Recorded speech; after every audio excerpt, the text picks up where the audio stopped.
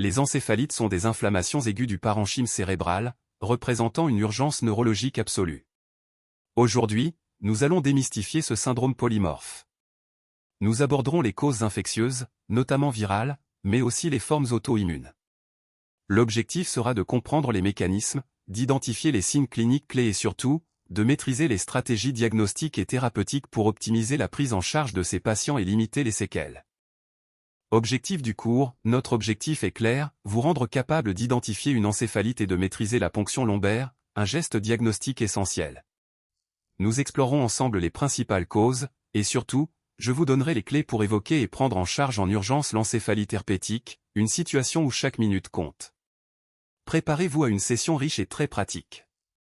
Plan du cours. Nous allons aujourd'hui définir l'intérêt capital des encéphalites, ces inflammations cérébrales qui exigent une prise en charge rapide.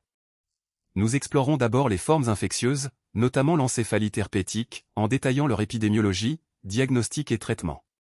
Ensuite, nous nous pencherons sur les encéphalites auto-immunes, leurs particularités cliniques, examens complémentaires et stratégies de prise en charge. Une feuille de route dense et captivante. Encéphalite est une inflammation cérébrale grave, définie par une altération de l'état mental et des signes d'inflammation du SNC. Bien que souvent virale, notamment par l'herpès simplex, de nombreuses causes restent indéterminées, jusqu'à 62% des cas. Le diagnostic est complexe, car les étiologies sont multiples et nos tests ont des limites. C'est une urgence thérapeutique majeure, car son évolution peut entraîner décès ou séquelles lourdes, soulignant l'importance capitale de cette question. Encéphalites infectieuses, un terme qui nous plonge directement au cœur d'une pathologie neurologique aiguë d'une gravité souvent majeure. Nous allons explorer ces inflammations du cerveau, causées par divers agents pathogènes tels que les virus, bactéries, champignons ou parasites. Il est crucial de comprendre que ces affections nécessitent une identification et une prise en charge rapide pour limiter les séquelles neurologiques, qui peuvent être lourdes, voire pour sauver des vies. Ce cours vous donnera les clés pour diagnostiquer et gérer ces urgences. Encéphalites infectieuses, un réel défi diagnostique. Si les virus sont les agents pathogènes majeurs, ce graphique est éloquent, l'étiologie reste inconnue dans près de la moitié des cas. Une atteinte méningée ou médulaire est fréquente, menant aux méningoencéphalite et encéphalomyélite. Devant toute encéphalite, la recherche systématique d'une immunodépression, notamment le VIH, est absolument primordiale pour la prise en charge. Retenez bien ces points clés. En épidémiologie des encéphalites infectieuses, nous enregistrons environ 6000 cas par an au Royaume-Uni. On distingue les formes épidémiques, comme l'encéphalite japonaise ou West Nile, des cas sporadiques, souvent plus complexes à investiguer. Les herpès viridae sont des causes importantes. Pour les arboviroses, saisonnalité et répartition géographique sont clés. Un interrogatoire précis sur les voyages, les contacts avec les animaux, les piqûres et les maladies locales est essentiel. La symptomatologie clinique de l'encéphalite est riche. Elle associe des signes infectieux intenses, notamment la fièvre, à un syndrome encéphalitique varié. Ce dernier se manifeste par des troubles de la conscience, des crises épileptiques, et des signes neurologiques focaux comme des déficits moteurs ou l'aphasie. Des troubles comportementaux ou mnéiques peuvent aussi survenir. L'association à des signes méningés définit la méningoencéphalite. Retenez bien, fièvre et dysfonctionnement neurologique appellent l'encéphalite. L'étude du liquide cérébrospinal, ou LCS, est fondamentale en neurologie. La technique, rigoureuse, nécessite une asepsie stricte, une ponction lombaire généralement entre L4 et L5, avec le patient bien positionné. L'analyse commence par l'inspection visuelle, un LCS normal est clair comme de l'eau de roche. Ensuite, on évalue la cellularité, la biochimie comme les protéines et le glucose, et bien sûr, on recherche activement les agents infectieux par culture ou PCR. Chaque anomalie nous oriente vers un diagnostic précis. L'étude du liquide céphalorachidien, un geste clé, demande d'abord une imagerie cérébrale si des signes neurologiques focaux, des troubles de la conscience ou des crises épileptiques sont présents. Un bilan biologique est indispensable avant toute ponction lombaire, notamment pour vérifier l'hémostase et la numération plaquettaire. Si une ponction lombaire est impossible, n'oubliez pas d'appliquer sans délai les traitements initiaux des méningites bactériennes et des encéphalites infectieuses. C'est essentiel pour la sécurité et la bonne prise en charge de nos patients.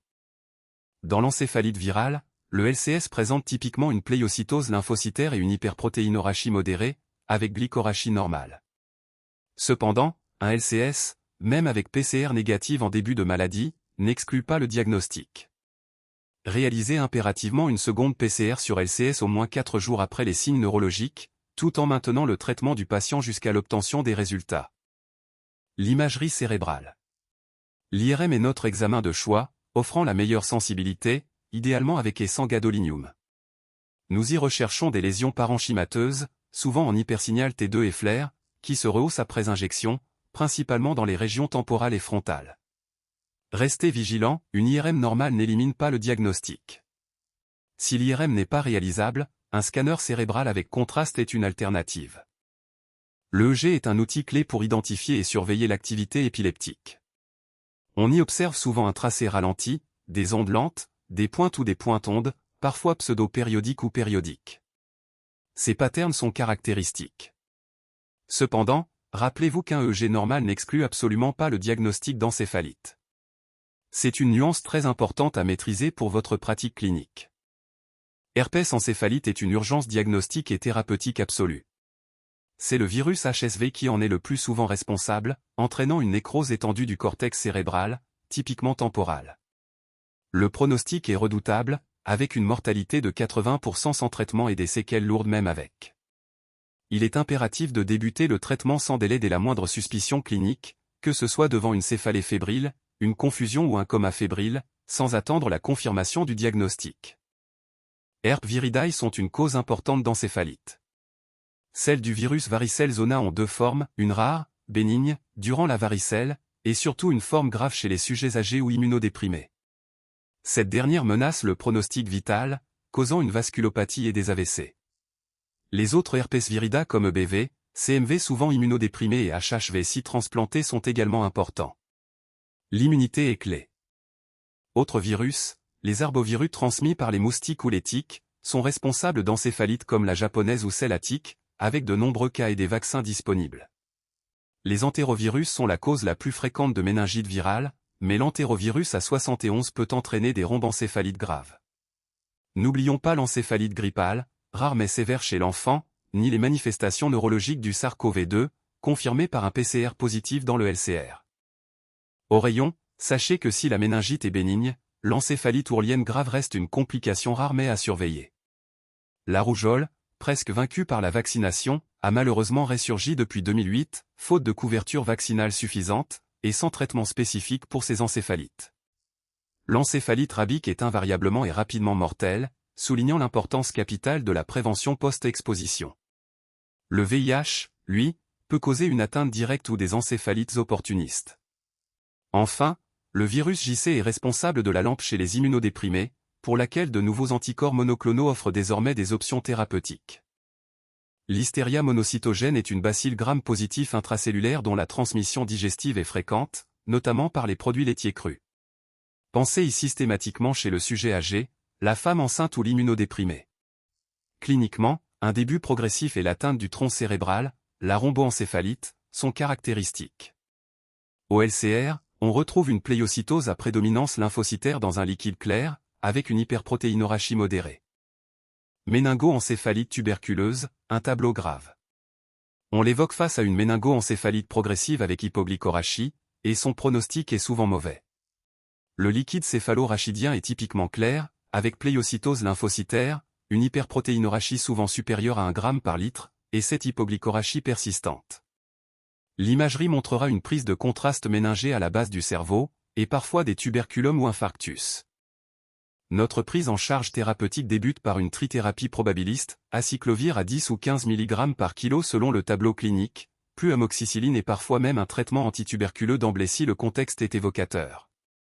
À 48 heures, les résultats des PCR virales et cultures bactériennes du LCS orienteront le traitement. Nous arrêterons l'amoxicilline si un virus est identifié, l'acyclovir si c'est une bactérie, ou même les deux si un entérovirus est positif, ajustant ainsi précisément notre stratégie. Encéphalite post-infectieuse ou post-vaccinale, plus souvent appelée ADEM, sont des affections neurologiques rares déclenchées par des infections comme la rougeole ou la grippe, ou des vaccins. Elles résultent d'une réaction auto-immune par mimétisme moléculaire, où le système immunitaire attaque la myéline. Les symptômes sont rapides, allant des troubles de la conscience aux convulsions. Le traitement repose sur les immunomodulateurs. Attention aux formes récurrentes qui peuvent évoluer vers une sclérose en plaques. Encéphalites auto-immunes. C'est un sujet fascinant et complexe que nous allons aborder aujourd'hui. Ces affections neurologiques résultent d'une réaction immunitaire aberrante du corps contre ses propres composants cérébraux, provoquant inflammation et dysfonctionnement. Leur reconnaissance est cruciale car elles sont souvent traitables, contrairement à d'autres causes d'encéphalopathie. Nous explorerons ensemble leurs mécanismes, leurs diagnostics et surtout leurs options thérapeutiques. Maladies neurologiques auto-immunes rares. Les encéphalites se manifestent par des signes neurologiques centraux aigus ou subaigus et des auto-anticorps spécifiques contre des protéines membranaires, essentielles au diagnostic. La présentation clinique est souvent sévère, avec une évolution monophasique mais des rechutes possibles. Elles sont fréquemment idiopathiques, parfois liées à des tumeurs, des infections ou des facteurs génétiques. Un traitement précoce est souvent agressif et crucial. Les encéphalites auto-immunes se manifestent cliniquement par une grande variété de symptômes. Typiquement, on observe un syndrome limbique marqué par des troubles mnésiques très importants, des crises épileptiques souvent temporales internes, et des troubles comportementaux. Au-delà du système limbique, les manifestations sont polymorphes et dépendent de l'anticorps en cause. Pensez aux crises dystoniques brachiofaciales pour l'anti-LGI1, ou aux manifestations psychotiques pour l'anti-NMDAR. La reconnaissance de ces tableaux est cruciale pour le diagnostic précoce.